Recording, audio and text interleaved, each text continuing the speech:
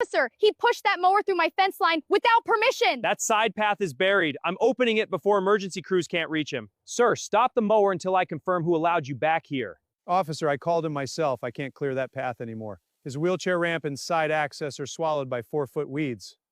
All right, keep going, but stay clear of her fence line. The police officer was telling me to step away from the mower, while an angry neighbor stood beside him insisting I had no business being on the property.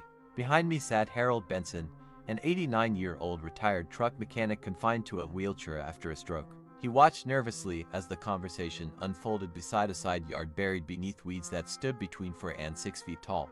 The city had already issued multiple code enforcement notices, and Harold was only days away from another inspection that could bring more than $1,000 in fines. From the officer's perspective, it looked like a possible trespassing complaint. From Harold's perspective, it looked like the last chance to save his property from another costly violation. The property had become almost impossible for him to manage alone. Thick vegetation covered the access path running alongside the house. Brush and vines pushed against the siding.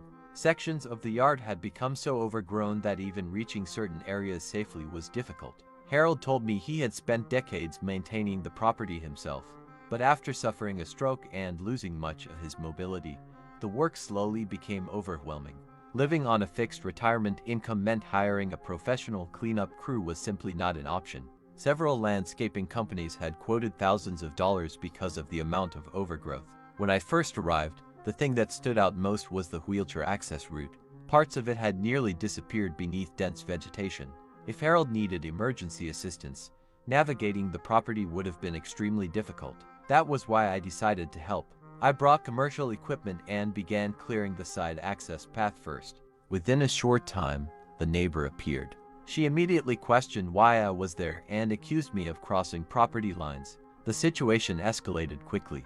She insisted I should stop working and called the police to report what she believed was unauthorized activity. By the time the officer arrived, the mower had already cleared a section of the path, but large portions of the yard remained untouched. The officer listened to the complaint and then asked me to stop the work until he understood exactly what was happening. I complied immediately. The mower engine went silent, and everyone waited. Then Harold slowly pushed his wheelchair forward through the uneven ground.